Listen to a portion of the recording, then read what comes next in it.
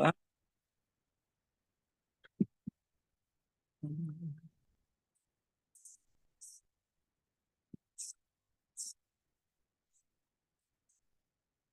Vai continuar hoje as alafot de véspera de Shabat, desculpa, tá abrindo aqui.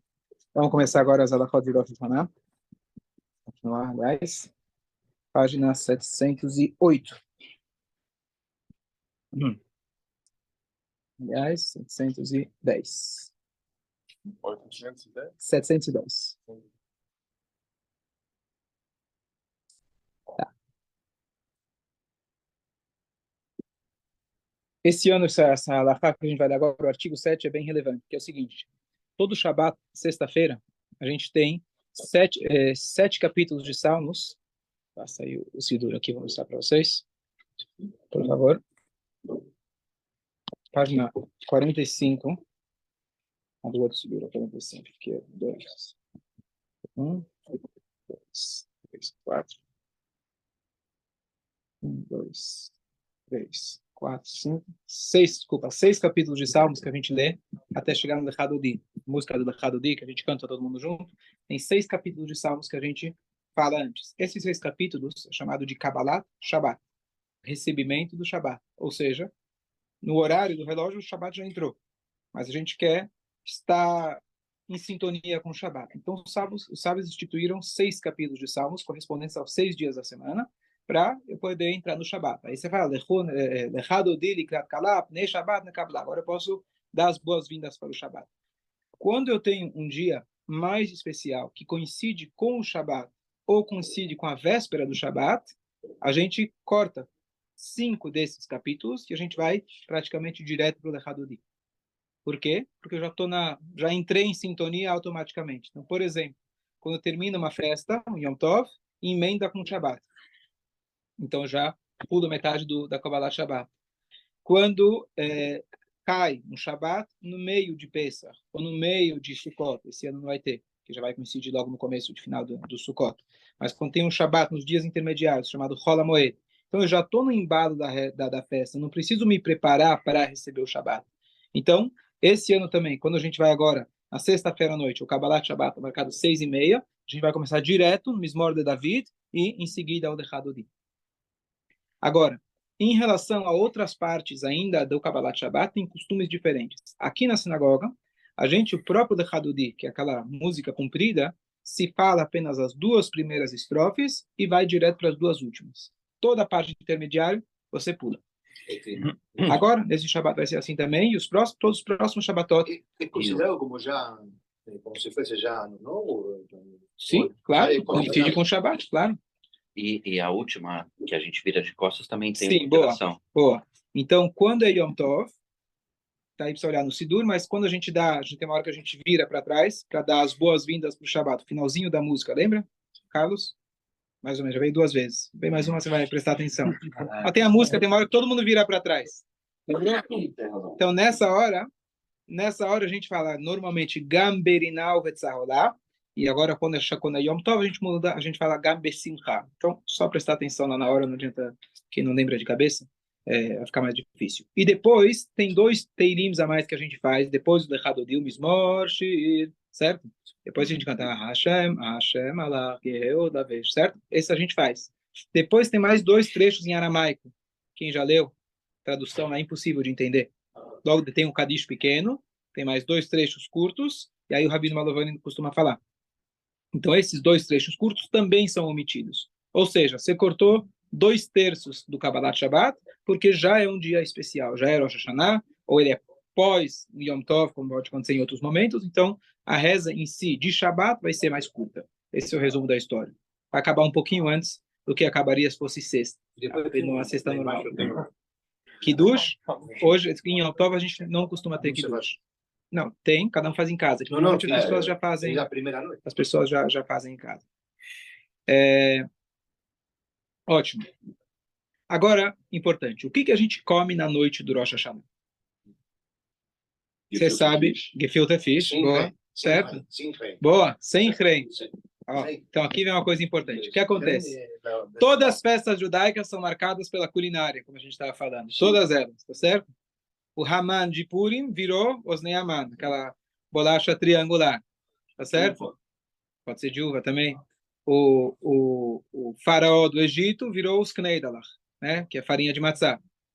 Então, todos aqueles que se opuseram a nós viraram comida. Tá certo? O Antíochos, que é da época dos gregos, que se preocupavam muito com o corpo físico, né? O corpo físico, eles idolatravam o corpo físico, faziam muito esporte. A gente faz questão de Hanukkah fazer o quê do Antíochos? Fritura, Sonho. tá certo? O sonho, o latke, tá certo? Antíochos, sim? Não, Antíochos não. Em espanhol, Antíochos é óleo. O nome dele é Antíochos, certo? Então a gente faz questão para mostrar que a gente não está querendo idolatrar nosso corpo, então a gente vai lá e faz bastante fritura em Hanukkah. Conhece essa não? Conhece os sonhos? Aqueles sonhos de Hanukkah? Então, você precisa passar o ano inteiro aqui para conhecer a culinária completa. Vai mudando. Gefilte Fish tá bom. Então, o Gefilte Fish, a origem dele sabe qual que é? Na verdade, o peixe é muito caro, o pessoal não tinha dinheiro, então ele misturava o peixe com uma boa de chamame, com uma massa. E aí rende mais. Mas é uma delícia. Misturado é uma delícia. Então, a tua tataravó convenceu a tua avó que era delícia, a tua avó, e aí, tá certo? E continuam. Só que igual a calça jeans. Antigamente a calça jeans era o schlepper do schlepper, agora virou chique. Então agora o gefilte fish também subiu o preço proporcional. Meu sogro, para poder comer um peixe bom, fazia a carpa inteira. Sim, sim, Em sim. casa era a carpa inteira, a cabeça, né? Sim. Cortar, que tem muito fio. Sim, sim. Mas o outro motivo que se faz gefilte fish, que é interessante, que tem a ver com a halakha, não apenas historicamente por questão de pobreza, mas no Shabat, uma das regras do Shabat é que é proibido você separar. Então, por exemplo, tirar o caroço de uma fruta que ele está dentro da fruta é complicado no Shabat. Você não pode fazer uma separação. Tirar o espinho do peixe é um problema no Shabat. Então, gefilte fish, a ideia é que você moía aquilo, você garantia que não tinha problema. Então, isso também tem a ver com a lei do Shabat em específico. Agora, se tornou, fala. Porque, então, e comemos coisas como se fossem de matzá. Os Kneidalach são O de matzá. Kneidalach, por isso eu falei, o Kneidalach tem a ver com Pesach. Tem. Porque tem a ver com Pesach, certo? Que é a farinha de matzá e fizeram o bolinho do Kneidalach. E esse que fritamos o faraó é como chama? Não, o farol ele vira, virou Kneidalach. O Antíochos da época dos gregos, que tem da história de Hanukkah, ele virou fritura. Esse é o Antíochos. Você falou Os gregos. Você falou. Vamos lá. O outro, o Aman, a orelha de Aman. Não, no Pesach é o quê? Os Kneidalach. Agora no Hanukkah. Agora? Agora é? Alguém você falou que foi nem consegui falar ainda. Não. É o capelete em brodo, vai. O capelete, é um capelete. Farfele. Não, Osnei Aman. De Não, Purim. capelete na sopa. Na sopa? O Krepala. Krepala. Então, por mais que pode parecer, é uma questão cultural, alguém falou que não gosta do gefilte fish aqui, Baruch Hashem. Tem cara de ser judeu também, porque tem muito judeu. Tem judeu que não gosta de gefilte fish. Bom, tá aí? Tá vendo? E ele acha que é nazi, só para deixar claro. Ok. Então, por mais que pode ser, a gente está falando aqui de besteira, de culinária, etc., cada um deles tem uma explicação. Não necessariamente todos, mas muitos têm uma explicação. O Krepala, já adiantando, que tem a ver com Yom Kippur, véspera de Yom Kippur, e tem a ver também com o dia de Hoshana Rabbah, o penúltimo dia de Sukkot, que se come o Krepala. Qual que é a ideia do Krepala? Então, você fala, um capelete com carne dentro. Então, olha que interessante. Nós temos, no Yom Tov, quando são dias festivos, Rosh Hashanah, Sukkot, Pesach, a obrigação de comer carne. Carne. Porque a carne traz alegria. Tem 3 dias no ano que eles são Yom Tov, só que não são literalmente Yom Tov. São uma festa, um dia muito importante, mas não é aquela festa que você não anda de carro, que você não está proibido de fazer as coisas. Então, essas 3 datas são muito importantes, mas não literalmente. Então, a gente come carne, só que você esconde a carne. E aí vem a ideia de você fazer um escondidinho de carne. Pode ser o krepla, pode ser aquele como chama, aquele pimentão recheado, ou qualquer outra coisa, pode ser também um pão com carne dentro. Mas a ideia é você esconder a carne, porque é um dia festivo, mas não é um dia igual aos outros dias festivos. Então, quais são esses dias? Véspera do Yom Kippur, porque a Torá descreve para nós que a véspera do Yom Kippur, a Torá fala, no 9º dia você vai jejuar. O 9º dia é a véspera do Yom Kippur. E aí os sábios interpretam, e a gente vai ver como funciona isso mais para frente, mas de que o jejum não é no nono. A Torá fala claramente que o jejum é no 10º. Mas aquele que come, se prepara e come bem no nono dia, é considerado como que ele tivesse jejuado os 2 dias. Então é um dia festivo, é um dia de comer bastante, mas não é um dia que é proibido você fazer trabalho, etc. Então você come esse krepla na véspera do Yom Kippur. Certo? Na Pero dicen que véspera. no hay que comer mucho para no tener sed y todo. Outro dia é Purim e outro dia é o Hoshana Rabbah. Vamos chegar lá depois. Mas as culinárias, sim, tem a base na Halakha. Tem outros motivos para isso, eu falei um dos motivos, mas tem outros motivos para o krepla, que você está dizendo. Certo? Então vamos falar agora a culinária do Rosh Hashanah. Então você falou do gefilte fish. O gefilte fish se tornou uma tradição, provavelmente, como eu falei, uma das duas, para economizar ou pela questão dos espinhos, mas junto com o gefilte fish, o que você precisa ter? A cenourinha, certo? Cenourinha cocida. A cenourinha cozida. Você sabe que o peixe, o gefilte fish, a carpa, ela nada já com a cenourinha na cabeça. Né? Y todo el mundo, Já vem la junto, mayoría deja de... certo? A maioria deixa de lado. Conhece a cenourinha ou não? Tá me olhando com cara de cenourinha em cima do gefilte fish? Nunca viu? Sim. Ah, A rodelinha. Isso. Certo? Então, e se costuma comer com rei. Agora vem uma questão. Em 2 festas nossas, que todo mundo gosta de comer, não se deve comer rei. Uma delas é o Rosh Hashanah. Em Rosh Hashanah não se deve comer alimentos amargos, principalmente vinagre. Então, normalmente o rei é feito com vinagre. Ele em si, o próprio rei, a raiz forte é muito, certo? Bem amarga. Então, não se deve comer alimentos desse tipo em Rosh Hashanah. Porque a nossa alimentação vai fazer diferença, é isso que a gente vai falar hoje, sobre o efeito que isso vai ter ao longo do ano. Por isso, maçã com mel, ralá doce, e assim por diante. Sim. Então, se evita. Então, nesse dia, você não vai comer o gefilte fish com rein. Aí vai ter gente que falar, então não vou comer gefilte fish, né? Porque sem rein não dá para comer. Tá certo? Então, fica a teu critério. E Pesach, que muita gente também faz o gefilte fish, na primeira noite do Pesach, você também não pode usar o rein. Porque o rein, ele é exclusivo daquele prato da Keará que a gente usa. Um dos ingredientes lá é o rein. E aquilo que você usa como ingrediente, a gente quer deixar exclusivo para ser ingerido na hora daquela mitzvah, que é a mitzvah de comer o maror. Então, na primeira noite, você não pode comer. Na segunda, já que a refeição é servida depois que você já fez a mitzvah, dos 2 dias, então você já zerou, então na segunda noite você pode servir rein. Então, é um detalhe que as pessoas culturalmente comem gefilte fish com rein em todas as festas, mas 2 delas você já não pode comer com rein. Arroz es una de esas personas que dice que no come gefilte fish y no tiene grain. Pero dice que hay grain que no es amargo. Aquel vermelho a veces no es como el blanco. El blanco es muy...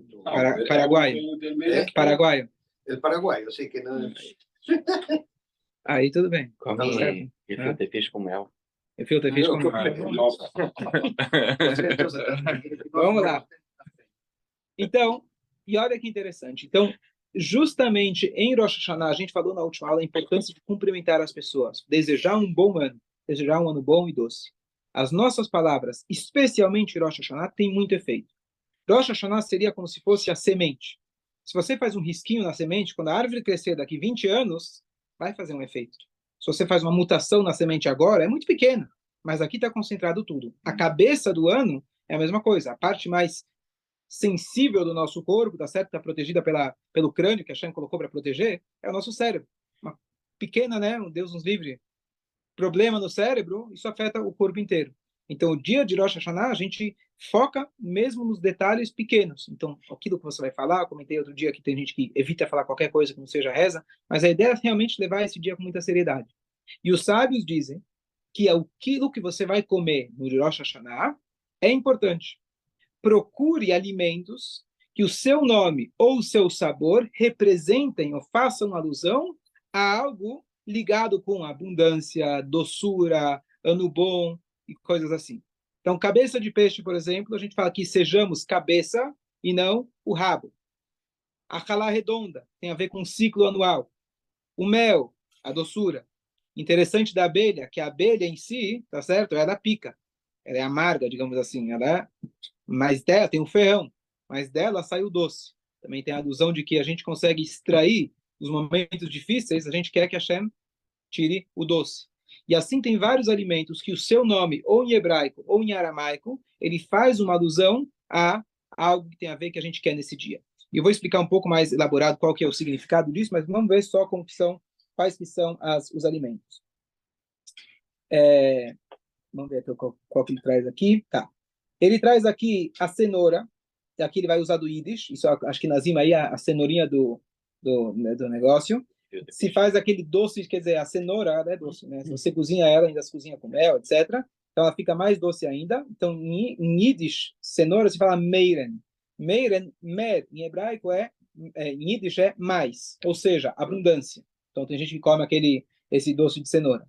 Depois ele fala aqui a cabeça de peixe. Carne é importante porque é um hag, é uma festa, a gente tem que comer carne, que a carne traz alegria. A selga, eu vou mandar, vou mostrar aqui para vocês. Eu vou falar todos. Tá no, sim, peraí.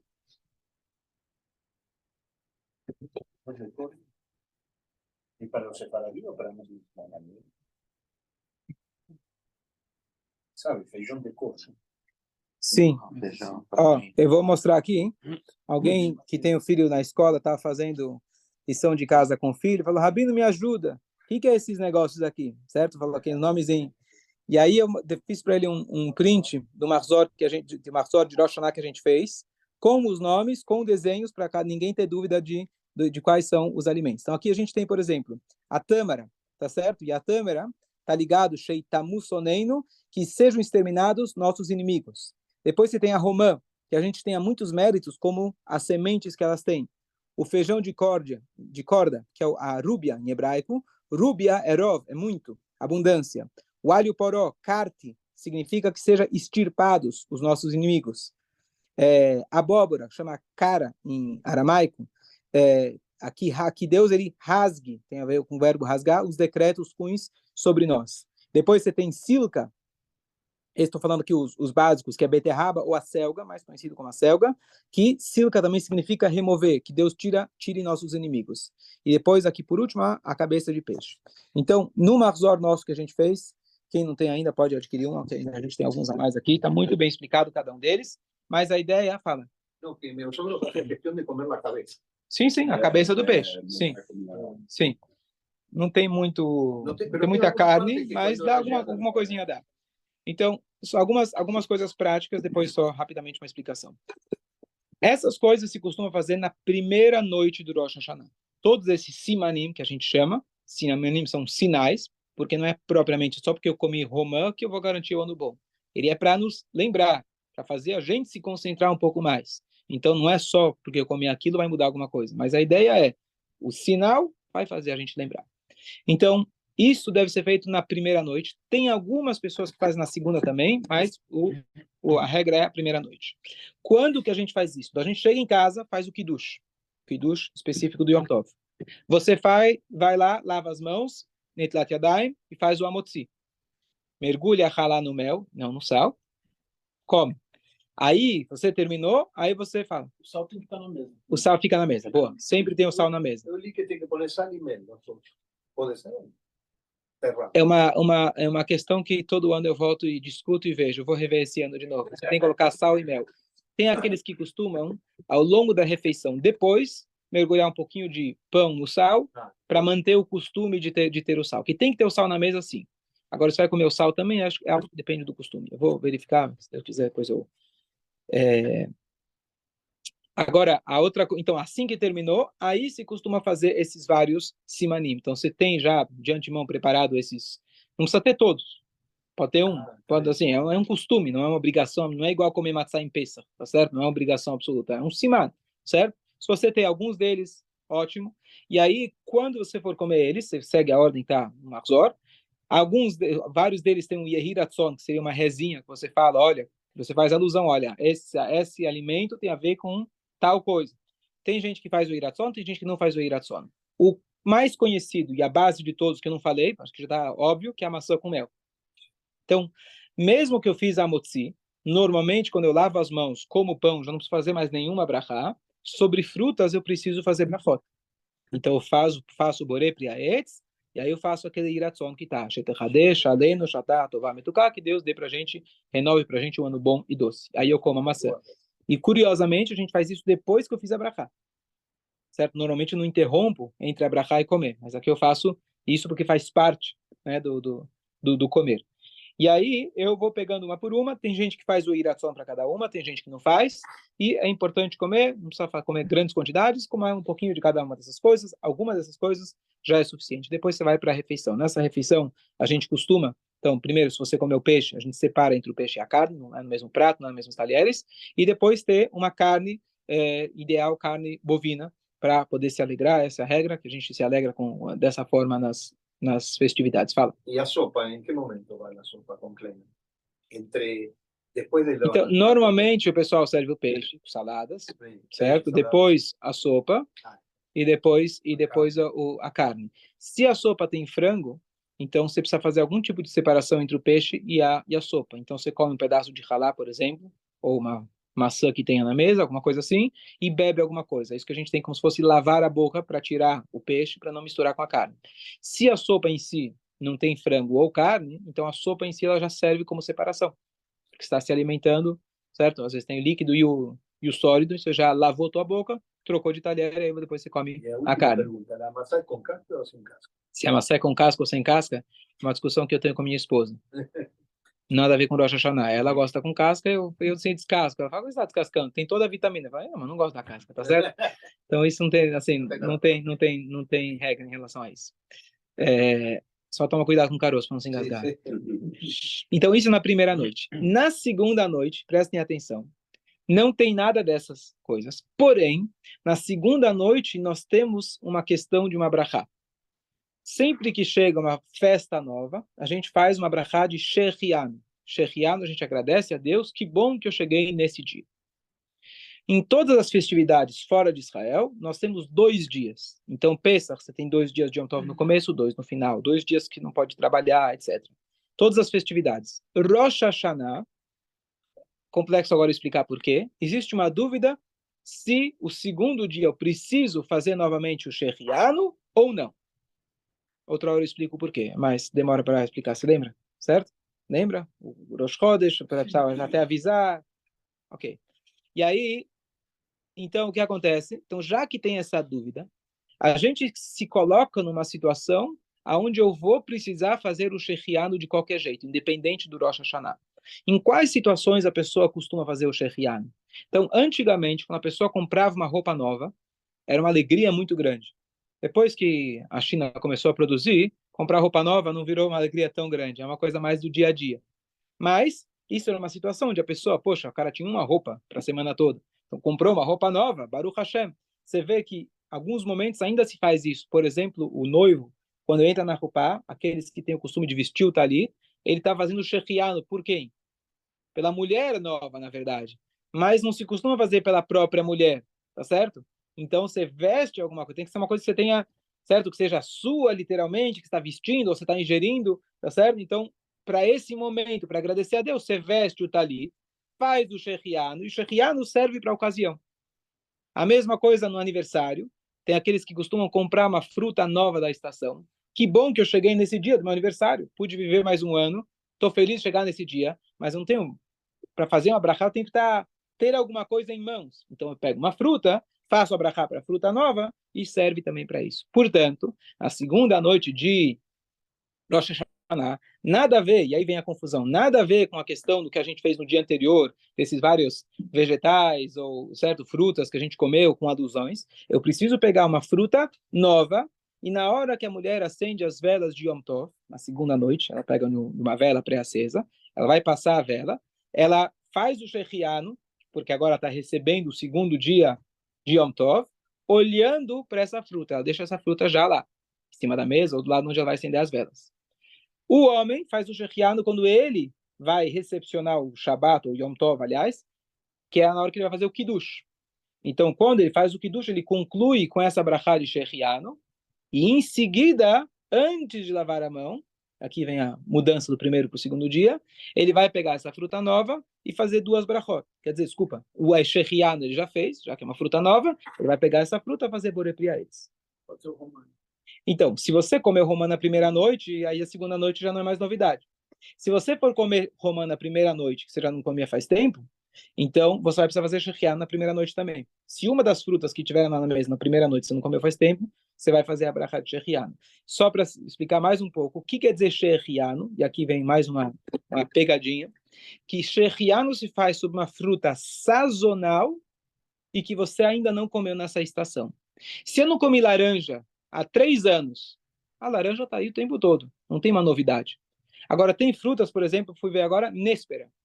Tem época, é sazonal. Então, se ela é sazonal e eu não como faz tempo, outra coisa, não adianta você pegar aquelas frutas exóticas que tem gosto de nada, ou gosto ruim, porque você não vai, obrigado Deus que cheguei nesse momento, né? Então, você tem que pegar uma fruta que seja saborosa. E normalmente as exóticas não são saborosas, por isso que elas são exóticas. Senão plantariam mais e iriam vender, tá certo? Por que jaca não se vende por aí? Tem um monte de árvore de jaca por aí, certo? Já experimentou comer jaca? É. Uma vez só, né? A não ser que façam pão lá. Onde? No Nordeste fazem pão, fazem farinha, não? É? Gosta de jaca? Oh, então já tem aqui alguém fazer shehrianu na jaca. É. Quem descasca e corta? A sogra! A sogra! Esse é o motivo, né? Agora entendi. Eu gosto da fruta. Eu gosto de levar pra sogra. O trabalho. Agora entendi. Tá bom, tá bom. Você lembrou daquela piada do homem que estava em Rosh Hashanah, não comia hren, mas ele, cada vez que ele comia o gefilte fish, dava uma mordida e dava um beijo na sogra. Pra deixar. Ok. Mas, só para concluir a ideia, então, dessa culinária, pode parecer apenas uma questão folclore, cultural, etc., mas cada uma delas realmente tem um motivo mais profundo. E mais interessante nesse costume de Rosh Hashanah, desses alimentos da primeira noite, é que não é uma coisa específica para a língua hebraica. Algumas dessas verduras são em aramaico, o nome delas. E o aramaico era a língua falada na época, que faz alusão a algo que tem a ver com o dia que a gente está pedindo. O meiren, que ele fala da cenoura, é em Yiddish. Então, teoricamente, se a gente tiver no português algum tipo de fruta que faça alusão a algo que tem a ver com aquilo que a gente está pedindo nesse dia, então tem a ver a gente comer também. Então, por exemplo, mamão, em hebraico seria parecido mamon. Mamon em hebraico é dinheiro. Então, alguns já sugeriram comer mamão. Não estou falando que tem, que etc., mas é a mesma ideia. Nos Estados Unidos, eles comem, alguns sugerem de comer, uva passa com salsão. Raisin celery. Raisin é uva passa. Celery, aumentar o salário, tá certo? Então, olha como o pessoal, né, tá ligado. Então, por mais que pareça, então, sabe ser bom, então, parece brincadeira. Mas aqui a gente vê realmente como número 1, tudo foi criado por Deus, em todos os idiomas, são provenientes de algum lugar que veio da linguagem original, que é com a qual Hashem criou o mundo. E mais ainda, a ideia é você saber que aquilo que eu estou comendo, e comer algo, não é apenas falar. Rezar é fácil, entre aspas. Você precisa fazer alguma coisa, algo físico, algo muito mundano, que é comer. Isso faz com que aquela brachá se materializa. E aqui vem o ponto principal. Da mesma maneira, a gente tem algumas passagens dos profetas, e Deus fala, olha, vai lá e pega 2 pedaços de madeira, junta um com o outro. E aí a profecia vai se concretizar. Qual que é a ideia? A profecia está, digamos assim, está na teoria. Para você conseguir trazer do mundo da teoria para o mundo da prática, precisa de uma ação. E a ação nossa não é que a tâmara ou a romã vai mudar o meu ano, mas eu rezei, eu estou pedindo, eu sentindo na boca, literalmente, a doçura, isso vai ajudar, e a gente está pedindo para que, de fato, em Rosh Hashanah, ao longo do ano, a gente possa sentir a doçura também. Então, é a ideia de você fazer alguma coisa para materializar aquilo que a gente está tanto pedindo. Isso tem a ver também com a ideia de que se no Rosh Hashanah Deus escreve quanto eu vou ganhar esse ano, então beleza, por que eu vou pedir todo dia? Deus fala, já te ouvi, né? Já me falou no Rosh Hashanah, todo dia vai ficar pedindo a mesma coisa? Já não me falou? Quantas vezes dá para ouvir o shofar e pensar, né? Mas qual que é a ideia? A ideia é que Deus ele faz no Rosh Hashanah uma transferência do Banco Central Celestial, BCC, para a sua conta. E ao longo do ano você tem que vir lá com o cartão fazer um saque.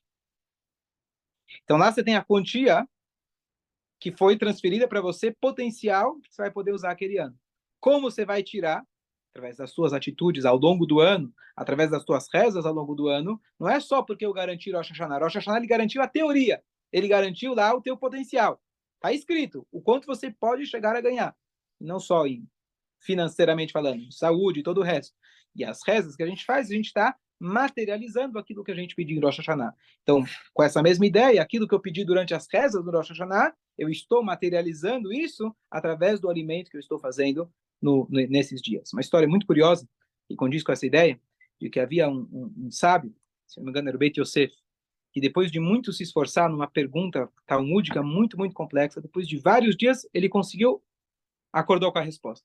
Ele veio com a resposta. Ficou feliz, que bom, conseguiu uma resposta. Um grande gênio como ele. Um dia ele está passando na sinagoga, dia seguinte, ele vê 2 alunos estudando. E fazem aquela pergunta que ele fez e respondem na maior. Exatamente a resposta que ele precisou meditar e chegar nela com muito esforço. E aí ele foi se consultar e perguntou, peraí, ele ficou, será que eu estou desatualizado? Não estou estudando direito? O que aconteceu? Explicaram para ele, falando o seguinte, é muito simples. Você trouxe essa ideia para o mundo. Depois que você trouxe ela para cá, está acessível para qualquer um. Mesmo que você não falou, não escreveu no livro, mas você conseguiu trazer essa ideia que estava lá nos mundos celestiais, a resposta não tinha aqui ainda materializada, você conseguiu trazer ela. Depois que você trouxe, agora está disponível para qualquer um. Então não fica chateado. Eles conseguiram estudar graças a teu esforço. Então a ideia da gente conseguir materializar uma coisa que está na teoria, trazer para a prática é algo muito real.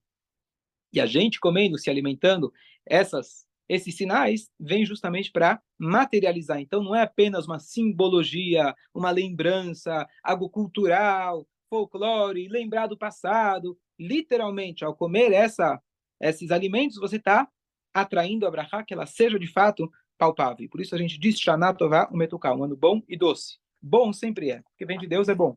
A gente quer que seja, a gente possa sentir. Às vezes o bom é amargo, e a gente quer que o bom seja doce. Então, comendo mel, a maçã, ralar doce, todos os demais, isso ajuda para realmente, para que, Bezrat Hashem, tenhamos um ano bom e doce. Lo primero es hacer el vino y después la palabra.